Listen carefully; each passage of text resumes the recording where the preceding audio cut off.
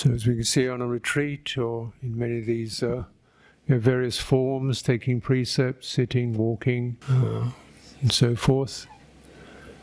The important thing to remember is these are just outward marks, like the numbers on a clock. Tell us the time of day, but actually inwardly there's no time of day. There's just things we need to do to get on with, and our energies, and we have a period of time when we have good energy, so we use that for our working day, and there's things we need to do, and then we have these time things, numbers on clocks, just to help to steer that. Similarly, when we come to practice, we have these like the 8 precepts, but they're there to steer, just marks to help steer the general overall sense, which is the most important, which covers all of it, which is sensitivity, awareness, full awareness, conscience and concern, how we affect others, how we affect other people, and what affects our hearts. And so it's a matter of restraining and recognizing we create these lines to help to moderate our impulses and our habits. But the sense is that you really are only using the precepts in order to create these marks in the mind, like the numbers on a clock. The overall sense is behind that something needs to be done here, like our working day, which we have hours for, but what we need to do here is keep shifting our intentions towards restraint, sensitivity, and not getting too involved with sense consciousness. Just putting it to one side, or just keeping it on the kind of outside of our awareness. Just like when you're cooking or something, you might notice the time, okay, it's 7 o'clock, 8 o'clock. But really you're focused on making sure that the meal you cook is correctly done, and it's you've made enough and it tastes okay. And then these things, just okay, it's the time. Similarly, when we cultivate this Dhamma practice, then we're looking at what is sensitive, the overall sense of restraint, sensitivity, awareness of how our intentions, our impulses, our motivations, the way our mind moves, what it inclines towards, has far-reaching effects internally. It means we establish certain habits that become karma, and you get a result of that. Externally, it directs particular kinds of habits. This is also karma, and you get the results of that, and other people do.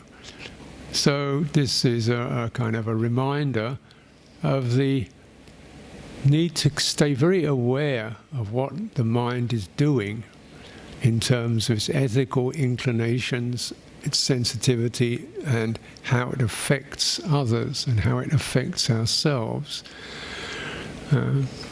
So this really leads us, the only way you can really know this close up is by meditating.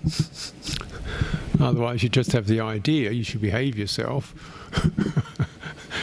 But you don't really observe fully where mental states go to, where motivations, where habits and behavior, where it goes to. So this, you need to have that meditative awareness or mindfulness, saying, oh, this particular impulse takes me to excitement, which is quite nice, but then it also has a drawback, attachment, indulgence, heedlessness, carelessness, losing balance. So we don't recognize this. The Buddha said there are 3 things one should acknowledge about sense consciousness. The first is asada. There's a certain delightful quality to it. Taste, fragrance, sights, a certain asada, sweetness, delight to them. And we search for that delight, which is bright or tasty or fragrant or smooth, soft, so forth. Second is adinawa, the drawback or the danger or the hazards, which not so many people see, recognize. What are the dangers? Well, your mind gets gradually motivated towards indulgence, greed, acquisition, possessiveness, and unable to deal with the change of conditions. When the sweet turns sour, we get very upset. When the pleasant feeling dies away, we get hungry for another one. So we get addicted. This is the drawback. Nissarana, the escape. This is also something you should know. The escape, or the way out. This is what meditation. We go behind what the mind is doing, the external behaviors of the mind, into the very state or condition of the mind. Is it hot? Is it steady? Is it shaky? Is it depleted? Is your heart hungry? Is it worried? Is it restless? So this is then we clean and soothe this. So these impulses are no longer the careless, unaware impulses that draws us out, but something where we have a strong sense of purposeful action, not careless action. And we know it because it's not just that which people approve of, but also it leaves a wholesome impression in the mind. We feel clean, we feel clear, we feel light, we feel open. We're not hungry, we're not addicted, don't grieve over things changing, we allow things to change. We feel free in that way. And the feelings that arise, we can allow them to pass and move through because we've opened the mind to a place beyond sense contact. This is the escape, the place beyond sense contact. It doesn't mean you're not aware. It doesn't mean you're numbed out. This is a natural aspect of our ordinary mind, has a place in it beyond sense contact. People forget to go there or don't know where it is. This is why we meditate. It's to do with the very quality of awareness itself, citta's awareness, its sensitivity, and its silence and its stillness, which is still and silent and yet very intelligent. It's got a wordless intelligence. It is panya, wisdom. It is vidya, seeing. It is jnana, knowing. So it's today, we have these various forms, and I'm sure you have your own ways of meditation techniques and so forth, and I'll give some instruction on that. Mostly, whatever we need to do, not to make doing meditation another piece of work, but just something that helps to guide us to witnessing our intentions and attitudes, our impulses and motivations, our mind states, how they arise, how they move, whether they go to good places or bad places, suffering and stress, and how they can also cease. This is the teaching of the Tathagata. This is the teaching that was first Sariputta, Moggallana, their first understanding came from this. When the elder Assaji said, the root of all conditioned things, this the Tathagata has seen, and their cessation too. This is the teaching of the great Samana. And then they got that. Hey, And once they heard that, they said, oh, the deathless is found. They knew what he meant. Okay, so I'll leave that. This is a small encouragement. Just again, very simply speaking, what do you mean by mind states? Say there's lots of thinking, we feel anxious, we feel eager. There's a certain sense of the heart state behind the thinking. Mind state is perhaps not actually accurate. It's more like the heart state, where the heart feels tired, restless, joyful, whatever it feels, and this can change. How do we bring awareness around that? How do we hold that? How do we contemplate that in a steady, peaceful way and allow it to express itself, to arise, to change, and to pass?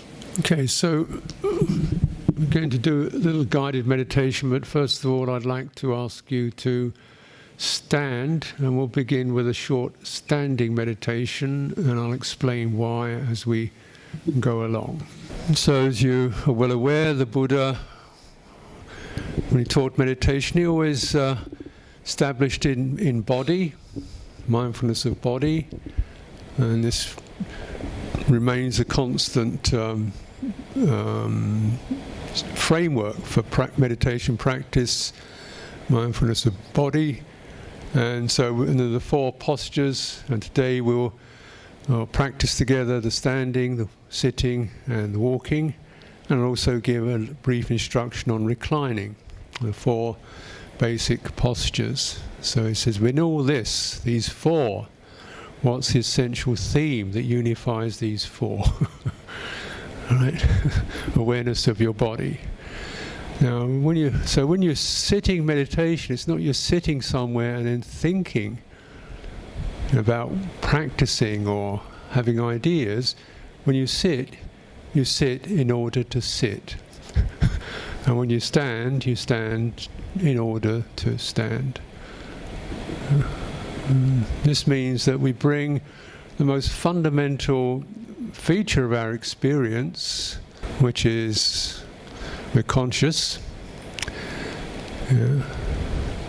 Otherwise there's no experience. And within any consciousness there's an awareness which is the receptive aspect. Things happen to us, right? Sights come in, sounds come in. Now you want to bring body in. Not the idea of the body, not the visual impression of the body, but first of all, just the basic tactile impression. Nothing too one-pointed on a particular point, but one-pointed intention to relinquish the past, the future, other people, what could be and should be, and just to open up to the experience, the physical experience of a body, from the feet all up to the head. And this takes a little time, and I'd like to suggest a simple notion. It's not about moving your attention around. It's just as if you put, like you put a rubber glove on your hand to wash the dishes. Well, now you draw a rubber glove over your entire body. Yeah. So there's your feet, and then you gradually stretch your attention, feet sensations. There's the knees.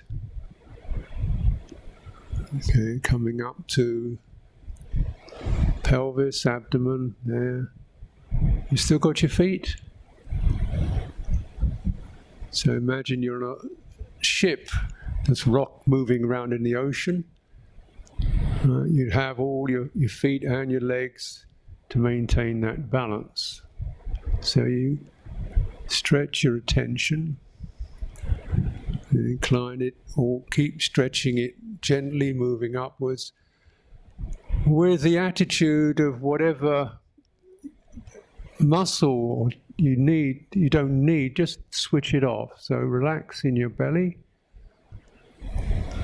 keep your knees slightly soft. Because in standing, what we want to do is to learn to stand on the bones. Let the bones carry the weight. So all you do with your muscles is just slightly angle your body so it comes into balance. And you feel there's the bones of the feet carrying the weight. Now, if I soften these a little bit,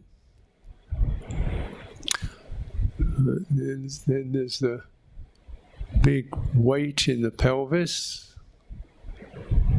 Is that balanced over the feet? And let the arms come away from the side of the body just slightly, so your shoulders can also relax. Let your shoulders blades go down your back, as if you're taking a coat off. And then bring your head in line with the rest of your body. So you might need to draw your head back a little. So the weight of your head is carried by the spine, and all that's going down into the feet and the floor. Now, we're not doing a microscopic examination, but just like pulling this glove of attention over the entire form. That's attention. And you have awareness, which means you're also receiving the impressions. Warmth, hard, soft, breathing, coolness of the air around me.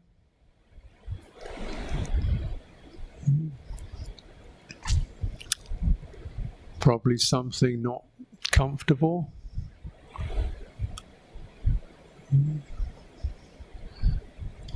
Intention.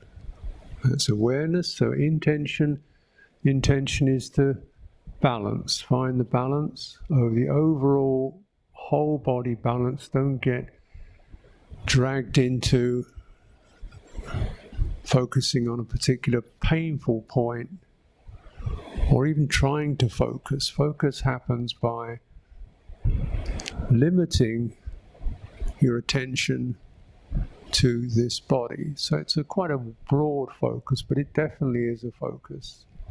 And we're focused, and this focusing attention always excludes something. And what we're excluding is the mental proliferation, future, past, myself, other people, what I should be, what I'm not. Just exclude that and absorb your awareness into this bodily experience.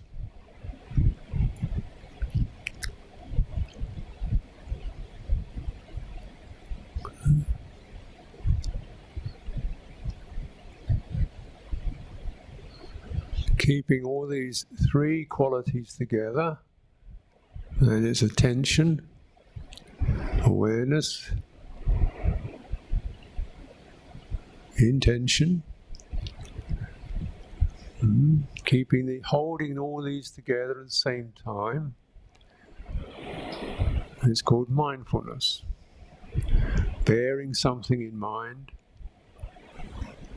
having a certain sense of purpose, a certain focus,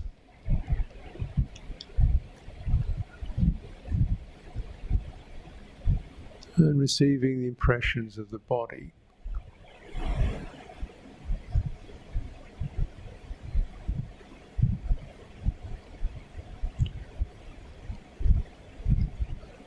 What's important is not just what you receive, but what you don't receive. We begin to understand this relinquishment aspect of meditation. This is extremely significant. This is how we clear the hindrances, just relinquishing.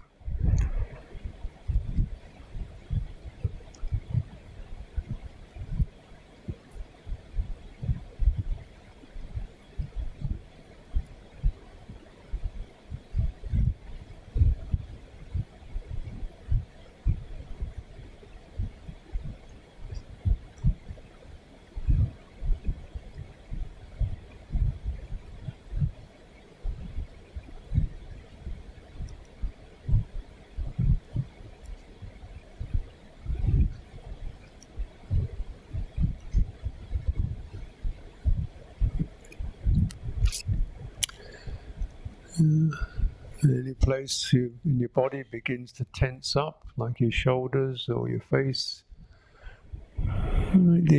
just relaxing occurs through noticing an area that seems over hot or over activated, tense, and widen your awareness from that area. We stretch that glove to a calm area or a spacious area. So it's letting the energy of tension drain to somewhere more open through the skill of attention, careful attention. And the intention, soothing, easing.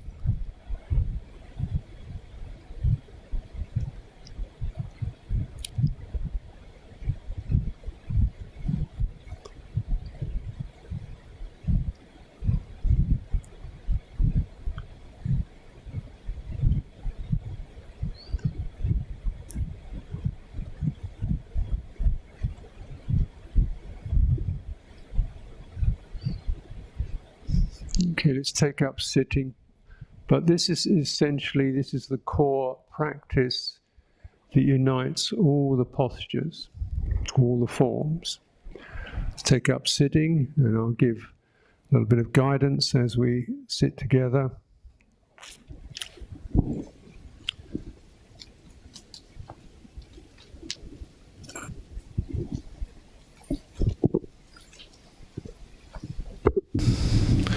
So the internal aspect of the practice, what we're doing with our minds, what we're doing with our awareness, what we're doing with our attention, and so forth remains the same. Externally, there are just a few differences. Now we're not using the feet. But still,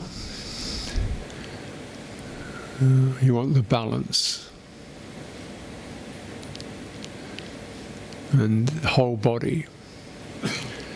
So instead of using the feet, we're using the pelvis, the bottom, the legs, the angle of the legs, whether you're sitting in a chair or on a cushion. It's that very wide basis of the legs and the back side. You're sitting, and try to find the balance by resting on the bones. So in the base of the pelvis you have a couple of bones called sitting bones, built-in meditation kit. So it's right at the base of the pelvis, not on the big fleshy aspect, the back side, but just where the thigh, the under thigh begins. You find a couple of bony flanges, and you rest on that. You might use just a cushion just to prop yourself forward. So, and if you establish this foundation and you keep returning to it, it's immensely fundamental and immensely helpful. This places all the weight of your upper body balances it on those two bones and the legs.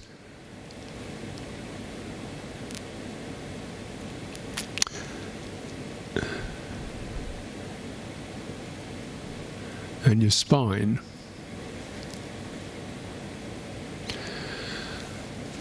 A spine that rises out of the pelvis,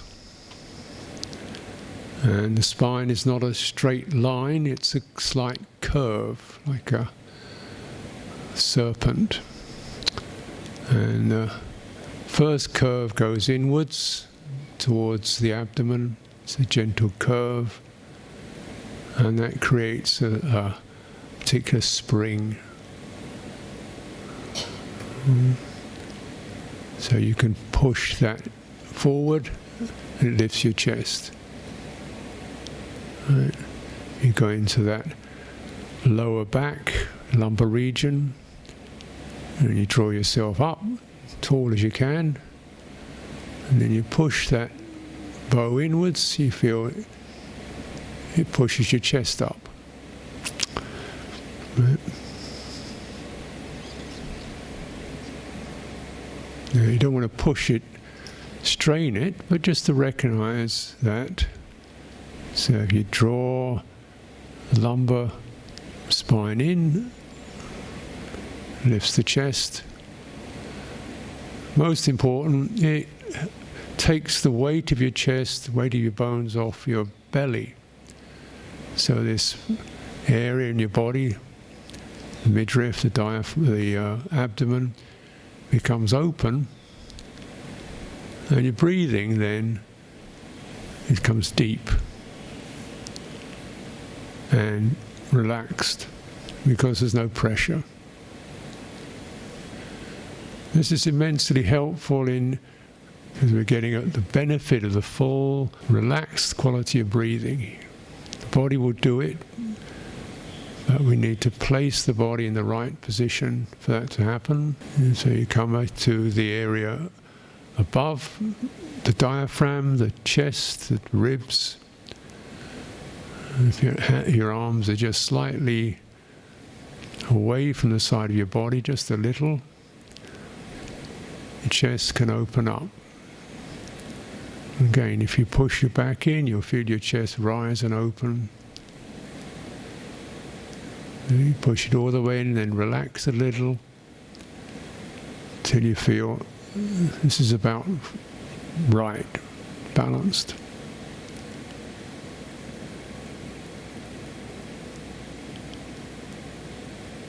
So that as the breathing comes in, the chest expands. You can feel that. If your shoulders are relaxed and your chest is open, you'll also feel it in your throat and the back of your mouth, and running all the way down through the nasal cavities as you inhale and exhale. So all of that, whole body breathing. Again, we stretch our attention to cover the entire form, which begins the floor, the ground, the entire form of the body, externally, and then the process of the body internally. Sense of it expanding as it breathes, subsiding, energy moving.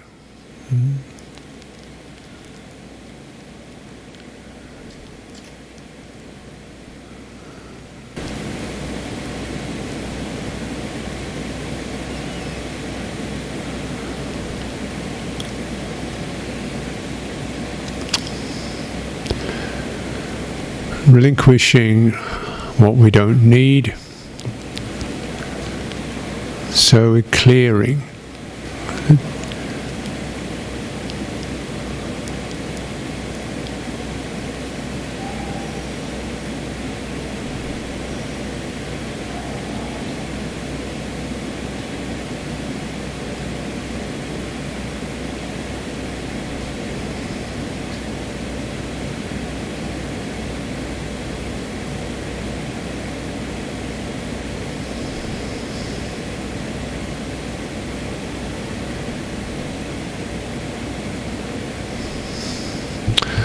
this point, there's no need to concern yourself about having your eyes closed.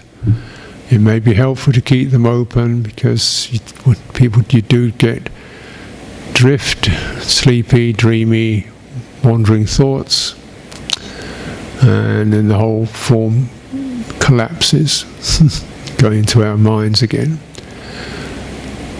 And now we're using something outside our mental behavior in order to moderate, steady, restrain mental content, emotional content, moods, states such as agitation, sleepiness, mental complexity. Just be a body breathing.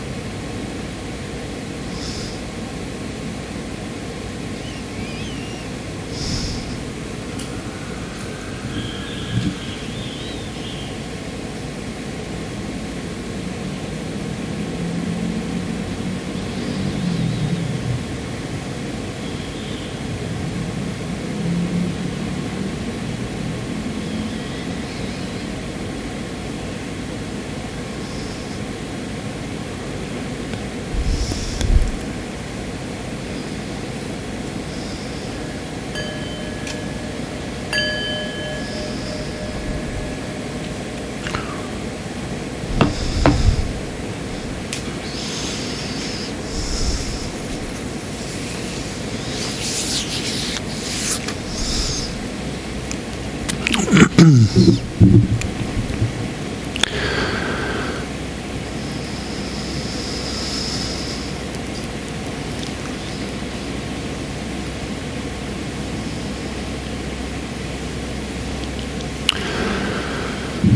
using this bodily experiencing the body in a certain way, sustain that and to relinquish and then see what occurs.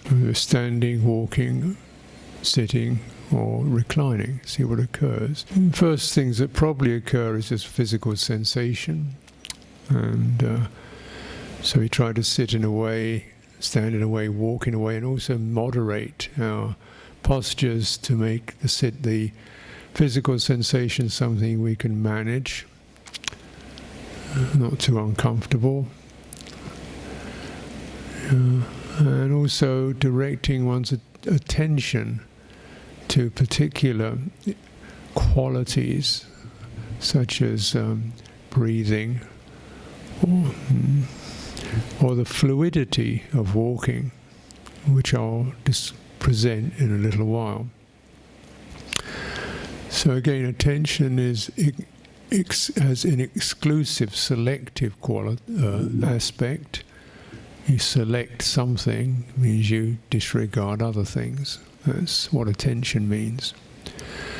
And it's important to include the right things and exclude what's not needed right now.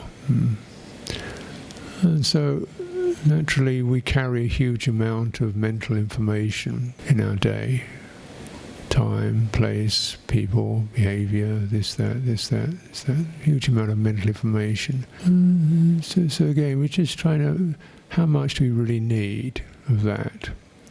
And during this day long, see if we can just kind of keep returning to what's really needed just for these few hours, to unload. So there's carrying less weight in the mind.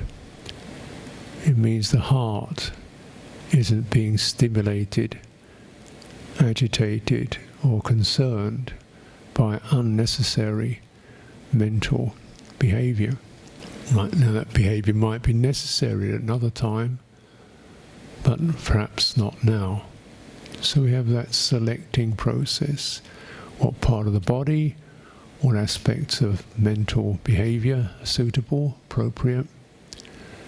And the process of meditation practice is rather wonderful, because after a while you realize you can actually discard more and more, because what you're giving attention to has got a pleasant, joyful, satisfying intelligence to it. You're awake and you're attentive, and you're also beginning to attend to things that really are important. Not just times and details, but things such as worry, conviction, confidence, concern for others, self-respect, faith, mindfulness, resolve, resolution. Qualities that kind of are underneath the thought processes. So the process begins to deepen, because you're not giving attention to topics that just stimulate doubt. You're not giving attention to topics that stimulate craving. You're not giving attention to topics that stimulate irritation. You're not even getting irritated by yourself. So by not giving attention to inappropriate topics, then you lessen these unwholesome, unskillful, unprofitable heart actions, such as ill will, sense desire, restlessness, worry, doubt. This allows heartfulness to arise and bodily vitality to return. We use a lot of energy in unnecessary thinking. Most of our energy probably you can use tons of energy just sitting still. You can get exhausted, emotionally exhausted, just sitting on a bus or a train, just churning, worrying, fearful, nervous, unhappy, this, that, should be this, can't be that, what do I get, what am I supposed to do about this? Just burning up energy. If we're able to withdraw from that, all that energy that we've been using becomes available as a source of vitality. Right? And vitality, and this is both heartful, you feel a little bit bright, joyful, hey, and also bodily, you feel a gentle sense of refreshment. And these are piti sukha, refreshment, through withdrawing and stabilizing. This means the potentials are there. You see, if we are potentials for hindrances. So naturally when we experience an unpleasant feeling, so it might be an unpleasant bodily sensation, unpleasant mental experience, there's a potential there for ill will to arise. You don't like it. If it's unpleasant, it means you don't like it. If you like it, it's called pleasant. So you just check it out. Do you like it or not? And quite a lot of things we experience are unpleasant. They're not miserable, they just don't particularly like it. And there's the potential for ill will. And ill will is often as a kind of shielding, defensive, I don't want to know, I don't want to go there, I don't want to bother, leave me alone, that kind of thing, ill will. And this then obstructs vitality. Almost the vitality is being used up in a defensive, irritable, complaining, critical. It doesn't do you any good. Now, things may indeed be unpleasant, painful, that which we don't agree with. Okay. How much control do you have over that? Probably not much. What you do have some say over is, can unpleasant feeling be experienced without going into ill will? Complaining, critical, feeling miserable, feeling inadequate, projecting. Yes, it can. See, so really, you're beginning to unhook the link between unpleasant and ill will, and also the link between pleasant and craving. It's pleasant, but that more, oh yes, more. You don't need that. Because then you're using up energy and your mind starts rocking. Yeah. And you feel this rocking. Same with ill will. You get hard and so if we don't give attention to the topic but notice the effect, you feel the mind is unhappy, uneasy, unbalanced, rocking, itching, feverish, tense. Let's come into that and soothe it. How do we soothe it? We feel this breathing, moving, body, fluid, light. Stay with this, stay with this, stay with this. Things begin to become more easeful. Because if you stretch your attention just a little, you can be notice something I don't like about myself or my life, I don't like that. Then there's the feeling, don't like. Then there's the then there's the resistance. Don't push it away. Stop it. Change it. Make it something